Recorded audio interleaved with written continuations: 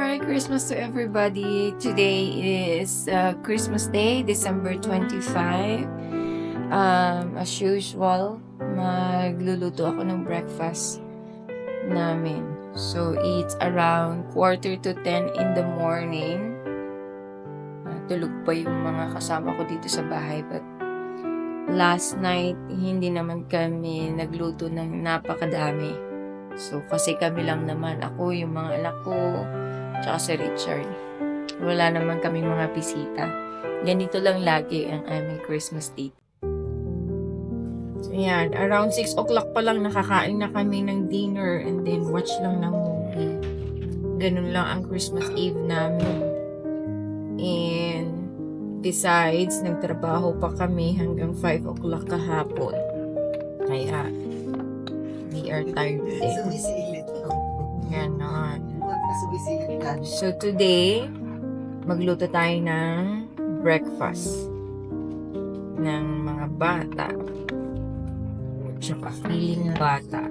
Pero magkakape muna ako. I will do soup. Hindi ito. I will cook for you. Pero nagugutom na ako sa makakain.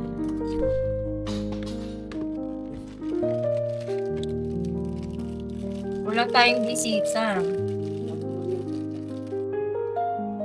Ito, i-fried rice na lang natin ito. And then, isalin ko to. Kasi medyo matigas pa yung kaldereta mo kagabi.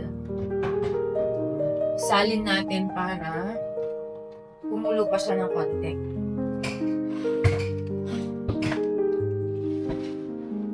Isalin natin siya dito. Okay naman na siya, kaya lang.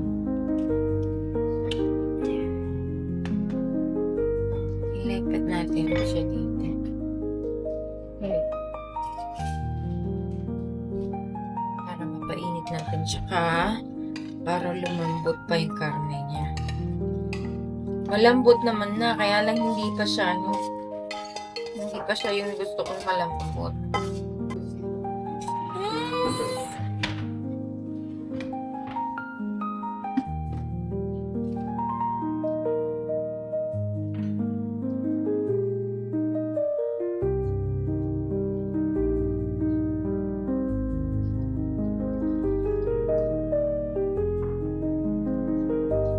Ayan. Tapos ito, i-fried rice lang na.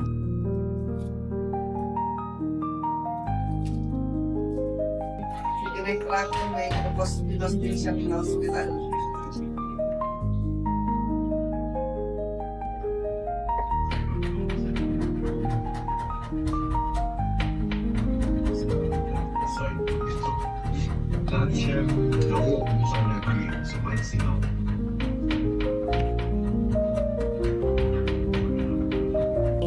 Pag hindi mo ito iluluto, hindi na naman ito kakainin.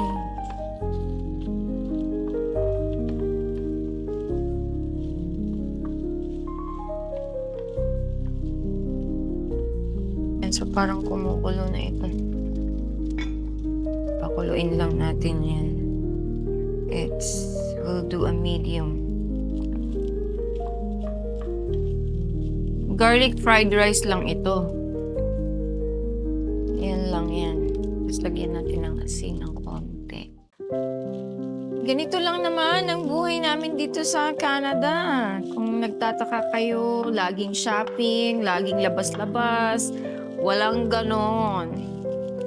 Fake news.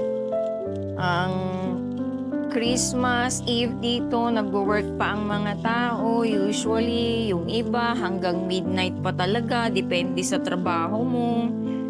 Kami, nag-work pa ako until 5 o'clock because I work at the dental clinic. So, madami din kaming pasyente kahapon. Mga pasyente na gustong i-max out ang kanilang mga insurance. Marami. Busy pa ako kahapon. Kaya si Richard, medyo maaga siyang umuwi. And nakapagluto siya ng kaldereta. So, yun na yung handa namin. Hindi kami nagluto na ng bonggang-bongga. Kasi wala din namang kakain. Yung mga anak ko ayaw daw naman nila ng recycled food. Hindi nila kakainin yan kung pagkain yan kahapon. Not unless talagang masarap. So pag nagluluto kami dito, as much as possible, eksakto lang. Yan, may nabili ako na ganito. Ajinomoto gyoza. Japanese, Japanese pork and chicken. Dumplings. So, trinay ko na to kagabi. Masarap siya. So, gawa tayo ng isa. Maraming laman. So, magluto tayo ng ganito. Natry ko na to kagabi. Masarap. Ayan. Ganyan lang.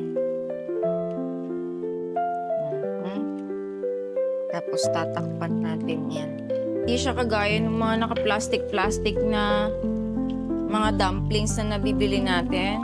Yung sa TNT o kaya sa ibang supermarket. Ito medyo makunat-kunat siya. Kaya in fairness. Yan.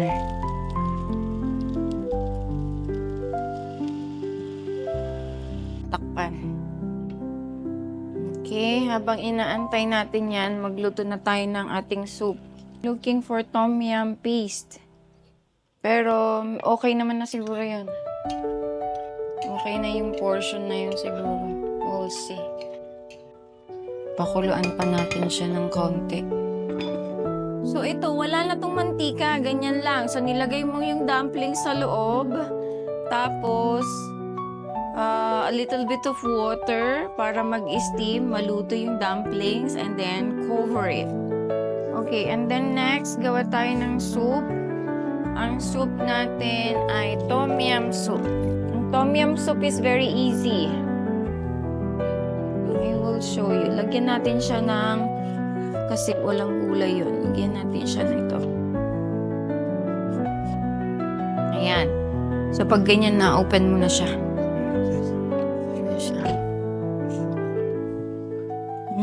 Okay na. Nalagyan natin siya nito.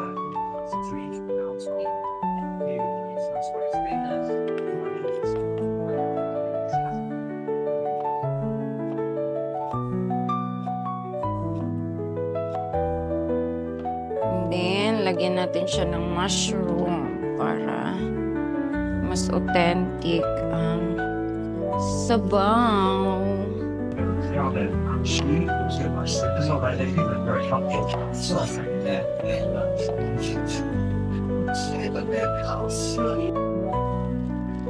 then, we're gonna put some squid kasi binili ito ni Richard, hindi naman naluluto. So, why not? Lagay natin ang tom yum ng ganito. Squid. Ay, kahit yan lang. Binili ko din ito sa Costco. Tinikman ko na din kahapon. Masarap din siya. So, no doubt. Masarap din ito. Ang tom yum na ito. Okay. So, dito na lang tayo magpagawa ng soup.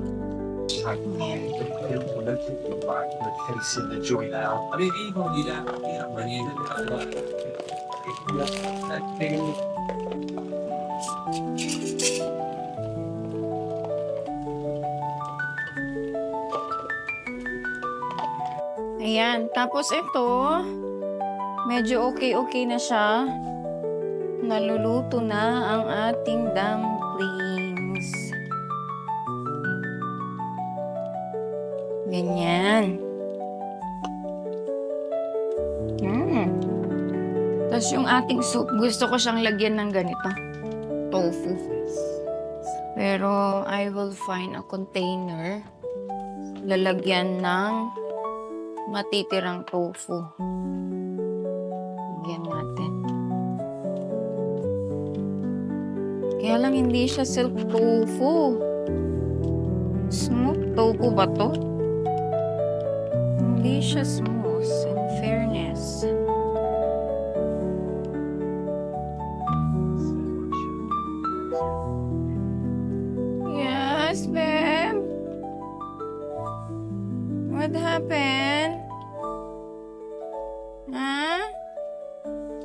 For sure, sa Pinas, busy-busy ang mga tao kagabi. Christmas Eve, daming mga bisita, maraming niluluto, maraming ginagawa. Ay, buti pa kayo.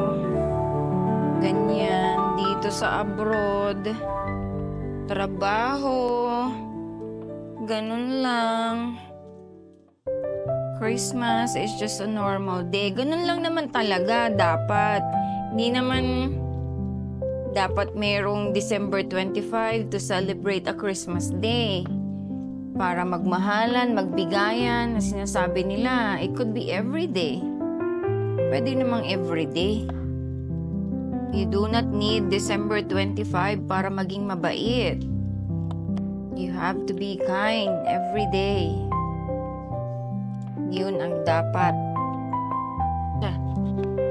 Kailangan matanggal siya. Kasi there's no other way na hakutin itong dumplings na ito kung hindi ganito. Kasi nag-crease up na siya, nag-crease na yung ilalim niya. Yun. So, done na to. Yan. Mainit. Yan. So, dumplings is also done. And then, we can put the tofu, can put the carrots, you can put everything. Lahat na ng ingredients mo dyan. Pwede na yan. Pwede mo na ding ilagay ito.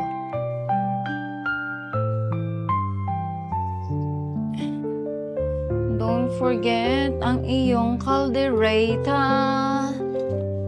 Kasi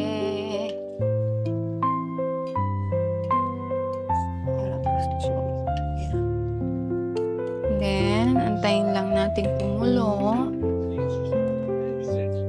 Then, magprito tayo ngayon ng bacon. Last na to. Maluto yung mga ginagawa ninyo. Tiklop-tiklop na lang muna. Ayan, magtiklop-tiklop. Morning, Nas. Merry Christmas. Mamaya, malapit na to.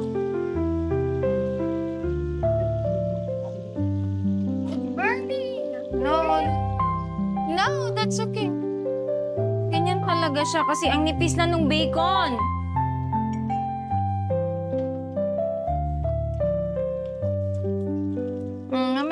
Mamaya, mapasatansikan ka dyan.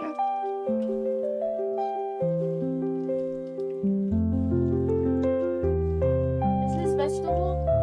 No. Okay, good. Why? I don't like the vegetable. You don't like it?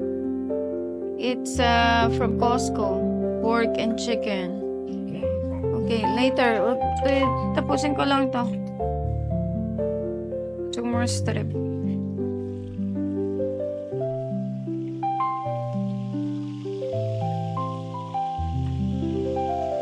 Si Gabi ayaw niya masyado ng vegetable. Carne girl.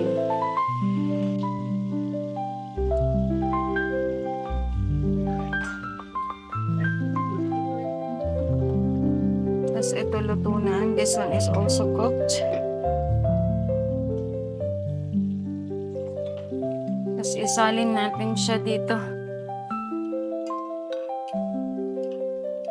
Para pag may gusto, kukuha, magpapainit. Ganun lang yun para hindi masyadong madaming kaldero ang nandito sa kalan. And pag hindi naubos, straight to the fridge. So, nakatakip siya. Naka-container. Make sure lang ang container nyo ay hindi plastic. Kasi in case microwave ninyo, microwavable, safe pa siya.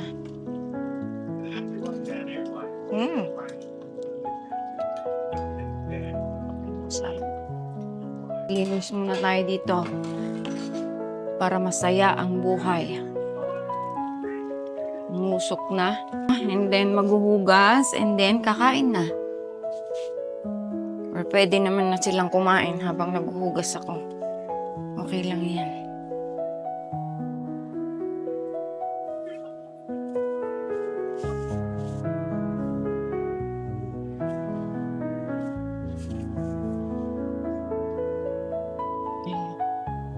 Linisin mo to. Matagal ko na rin hindi nalinis to eh. Kailangan malinis.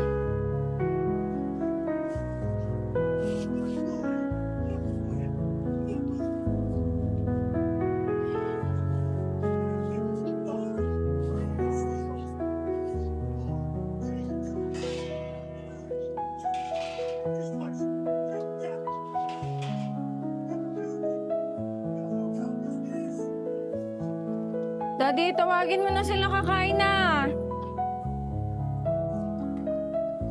Dad. Gab.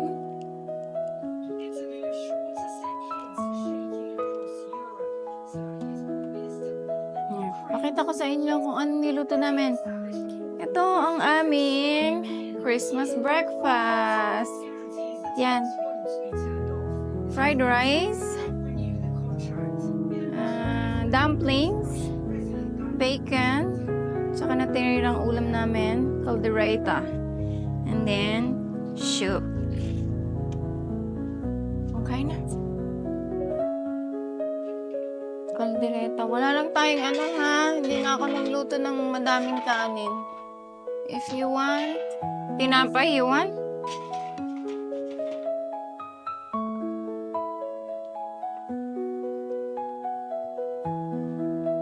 Eh, niluto ko to ng ng kaunti. So, napakalambot niya na.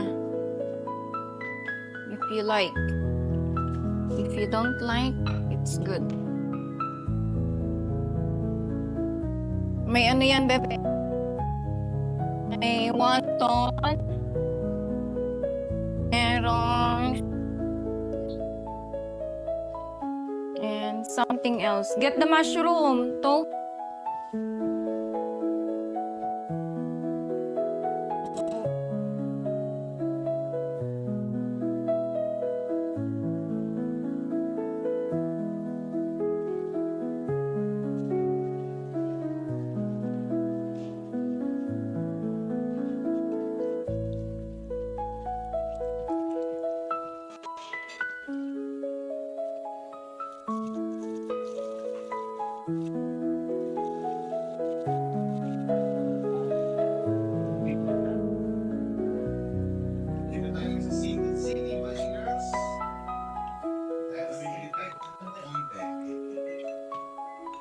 Sinong nasa Seafood City? Kain na, kain na.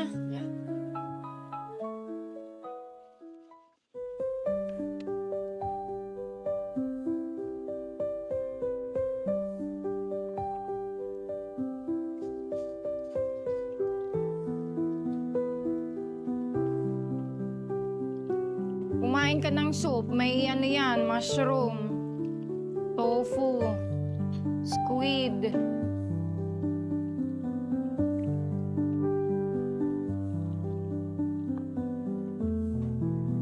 Anong oras ang sini natin? 7:30. Okay. Na? Yes, then.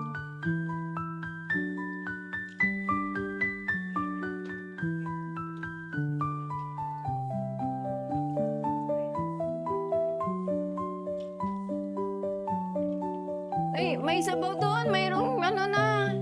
Mayroong talagang ano. Japan soy sauce. Sinasabi ko nga sa'yo kanina. Hindi yan malasa. Haluan mo na lang. Ng konti.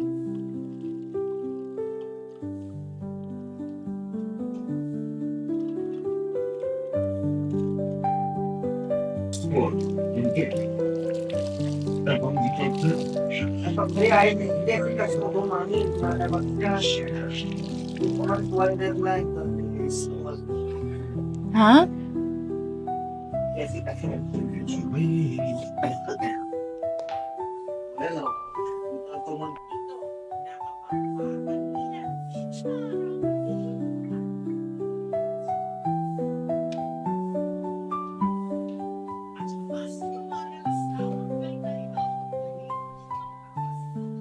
Nasaan siya? Thank you.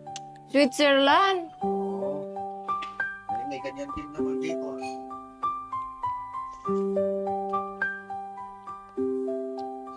Dito na ako nagplato. Para ko ng tihugasan.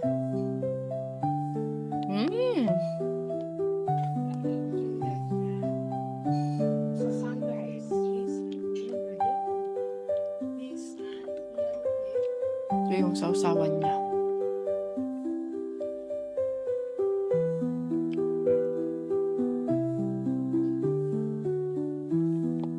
Sarap. Bakit? Nai-inlove ka na naman?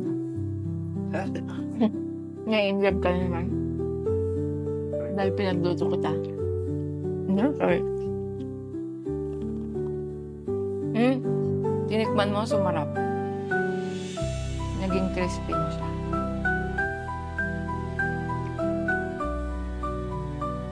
Lumambot, no? Yung karne niya.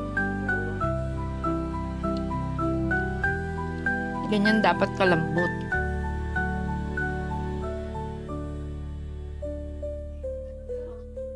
Yan ang talagang mukha niya pag wala siyang make-up.